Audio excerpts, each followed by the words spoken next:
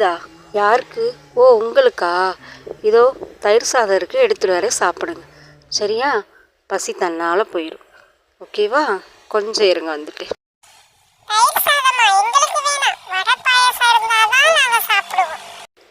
நான் என்ன விருந்தா வைக்கிறேன் உங்களுக்கு வடை பாயசம் தர்றதுக்கு? இப்போதைக்கு பசிக்கு சாப்பாடு. இன்னொரு நாள் வடை பாயசத்தோட சாப்பாடு தரேன், வந்து சாப்பிடுங்க வாங்க. இல்லைன்னா நான் பசியோடு இருக்கேன்ப்பா, நான் சாப்பிட்ருவேன். எப்படின்னு பார்த்துக்குங்க. சீக்கிரம் பறந்து வந்து சாப்பிடுங்க.